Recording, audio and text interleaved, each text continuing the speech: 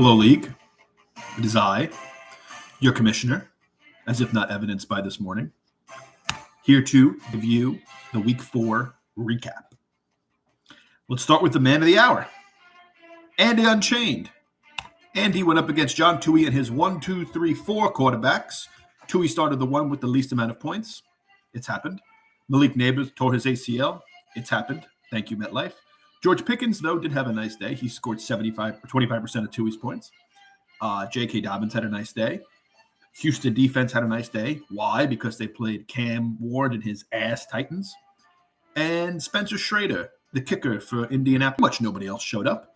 It's going to be interesting to see how Bag puts together a lineup going forward without Malik Neighbors. Jalen Waddle is going to get some help from the fact that Tyreek Hill's leg is snapped in half. But Tui loses. He falls to 1-3. He's in 10th place. We'll see what happens with Tui. He may or may not pick up Colin Kaepernick this week, to be determined. But on the other hand, Andy, the man of the hour, found a way to get a win this week. Garrett Wilson and Justin Fields are two of the very few reputable Jets to ever put on a uniform. JSN is no longer with us, as we'll get into. Matthew Golden did enough against the horrendous Dallas Cowboy defense. Jahmyr Gibbs, 15 points, looked very good. Ashton Jeanty, no longer with us, but he had 31 points this week. Other weeks he's played, been pretty ash, but it's enough for Andy this week. Jake Bates got him 14. He put up 123 points and beat Tui by 26. Andy advances to 2-2.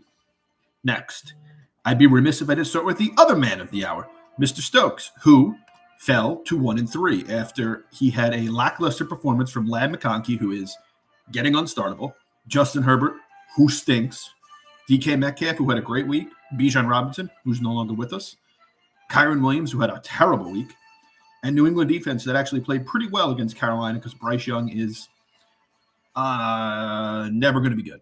So that being said, 93 points from Stokes is not a bad week.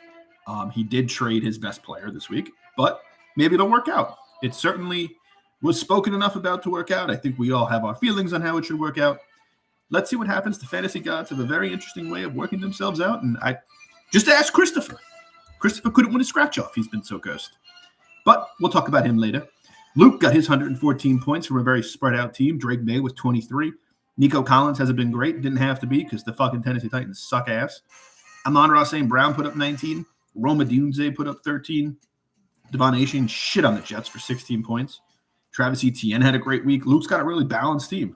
I mean, even a Tucker Kraft iffy week, iffy Daniel Carlson week, iffy defense week from Minnesota, I think Dylan would have liked to have this week against him.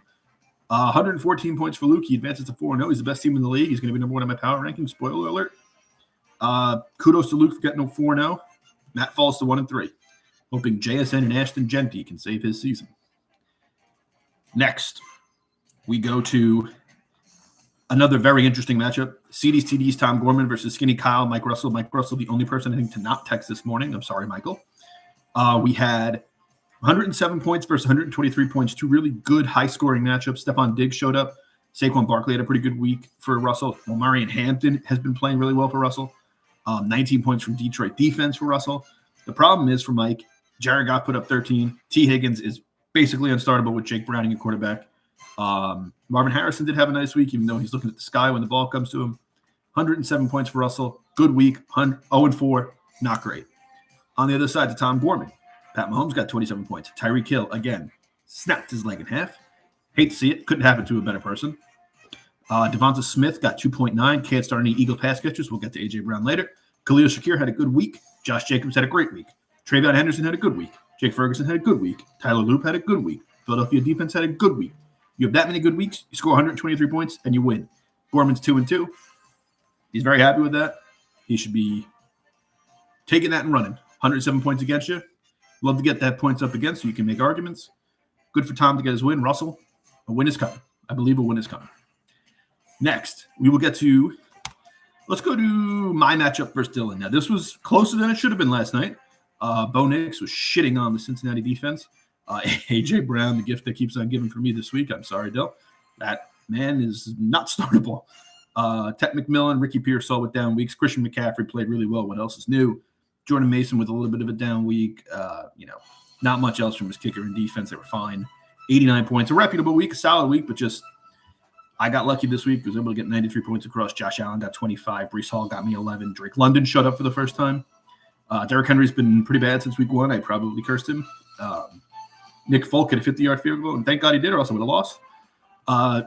93, 89 points. It's a toss-up. I got lucky this week. This is probably the most boring matchup of the week, I'd say. Happy to get a win. I'm 2-2. Dylan's 2-2. We move on. Next, a matchup that came down to the wire. Dark Pits of Despair, who is spiraling. Many people are saying Christopher is worried he's going to be recursed. I'll tell you, Christopher, you can't be recursed. You're cursed enough. Listen, you got off to a nice start. Half your team's on IR. I can't recurse you again. You've been cursed by the gods. Now it's out of my hands. You have to find a way to uncurse yourself. Good luck is all I would say. Chris was able to get 11 points from Lamar Jackson, 2.3 from Jamar Chase, his only top pick who isn't hurt. Jacoby and Myers, 3 points. Rashid Shaheed, top wide receiver for Christopher this week. He did have a big week out of R.J. Harvey, 4th-round pick, 15 points. Kyle Pitts Sr. with 13 points. And his kicker and defense both got him 11 and 11. Chris was only able to get up to 85 points even with, 35 points from Kyle Pitts, kicker and defense. 50 points if you include R.J. Harvey. So you get that amount of points out of those guys, you kind of expect to win. Christopher finally falls on the losing side. He's 3-1. He was 3-0. Are the wins turning for Christopher? I would guess yes. We shall see, though, because Kyle, the Blair Witch Project, it is his season. It's spooky season. Jordan Love got 26 points because the Cowboy defense is atrocious. There's one defense in football worse than the Cowboys. It's my team. Brian Thomas Jr., he can join A.J. Brown on the unplayable list. Devontae Adams, what else is new? Touchdown. Big time scorer. Great player. Keenan Allen, a little bit back to earth this week. Jonathan Taylor had a down week. Had a touchdown that was called back. Javonte Williams got him 16, though. Javonte's been a great find for Kyle. Mark Andrews only got him 3. Didn't matter. Harrison Butker got him 13.2. San Francisco got him 0. It was enough.